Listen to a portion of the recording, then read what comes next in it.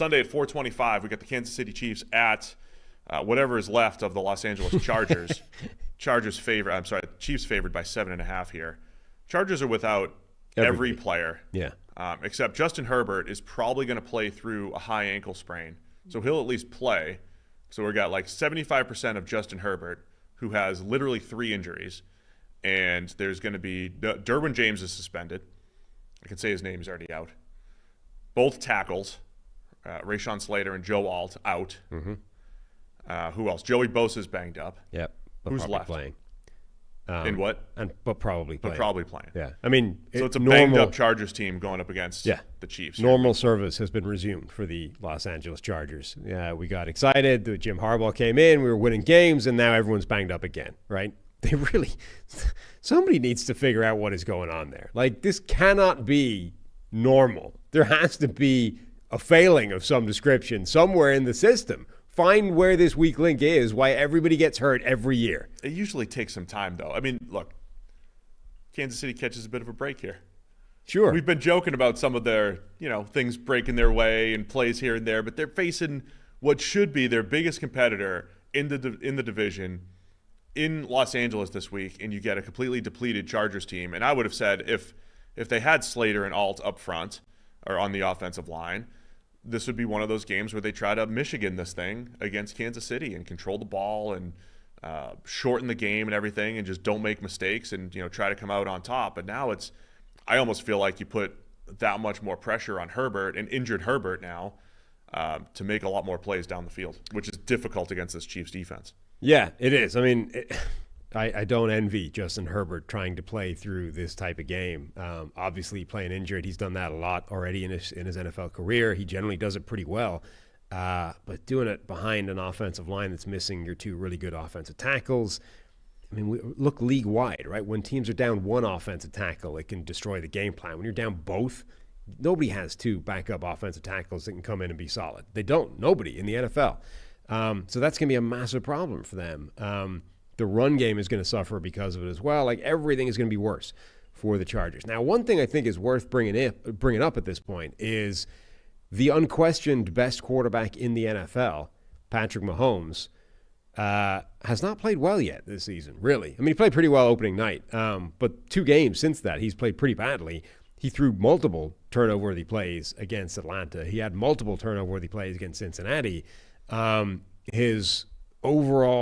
His PFF passing grade is down 20 points from a year ago, and a year ago was down on his usual superstar level of 90+. How long does Mahomes have to play not great before we start wondering, is he impacted by everything that's happening? I thought you were going to say how long do you stick with Mahomes before turning to Carson Wentz? How long before we turn the keys over to Carson and that would be shouty show teach tape. Look, the Chiefs. How long do we give this before how long? Mahomes, I mean, look, if Mahomes was 40, shouty shows would be talking about he hit the cliff. Right. Cliff time. But he's like 29 or whatever, so it's like, it's whatever. It's not a story. Did you see the stat I posted yesterday? No. Average depth of target for quarterbacks. The league average this year is 7.8. That's the lowest it's been in NFL history. We don't have data going back to 1920, but I'm going to go out on a limb and say this is the lowest it is in history, 7.8. Okay. Anthony Richardson's number 1 at 12.9, which is great. He's still playing in 1920, which is fun. But Mahomes is last at 5.2. 5.2. Alex Smith is like, come on, dude. Can you throw the ball down the field, please, Pat? Can you do that, please? 5.2. So it's a lot of early down screen game and get the ball out of his hands and everything. And we expected Hollywood Brown to come in and stretch the field. We expected Xavier Worthy to come in and help stretch the field. Well, Hollywood Brown's hurt. Xavier Worthy has been used a little bit more as an early career Tyreek Hill gimmicky type player. They get him on an end around every single week. They get him the ball on screens. They've tried to throw the ball down the field to him a couple times. Hasn't really panned out. So that's what the Chiefs offense has become here. It's another week of Carson Steele running downhill against this Chargers defense and a lot of dink and dunk and get the ball out of hands. And look, this Chiefs offense, there's been no Travis Kelce. I'll talk about him in a minute, my prize picks lineup. There's been no Travis Kelce, very limited Travis Kelce. And it's been Rashee Rice looking like an absolute star no matter how they use him. So they need to figure out either Kelce getting back on track or some sort of rhythm with Mahomes getting the ball down the field. If you take away Tua, who obviously has been injured, the largest percentage of passing yards after the catch has been Patrick Mahomes by 4 or 5% over anybody else. And just to preface it, like average depth of target is not a determination of who's good or not. It's a descriptor of how players are playing. The yak thing has been trending that way for Mahomes since 2021 anyway, right? Because teams started taking away the deep passes, and he just started getting the ball out of their hands quickly. And the Chiefs have done a great job, right? They've got one of the best screen games in the league every single year. Mahomes makes quick decisions, gets the ball to players in space. Guys like Rashee Rice have been fantastic after the catch. But for whatever reason this year, they're just a little bit off. And Mahomes has been making some bad decisions. He's got the most turnover-worthy plays on 10-plus yard throws. So what happened now? No, I agree. I mean, it's smirk. I hate when you smirk while I'm talking. It's an issue. Like, it's Patrick Mahomes. We know he's amazing. We assume at some point he'll come out of it. But this is a different year than it's been for a long time. It's a year where something has fundamentally shifted in the dynamic of the game, and 2 out of 3 of Mahomes' performances so far have been pretty bad. Yeah, and I hate doing this, but it was against a Bengals defense 2 weeks ago that we just saw get torched on Monday Night Football. So I don't agree that, like yesterday's segment, it's not a house of cards or anything like that. Right. I think it'll all be fine. Mahomes also, they had these runs last year. We were having these conversations. This is the worst offense in the Mahomes era and this and that.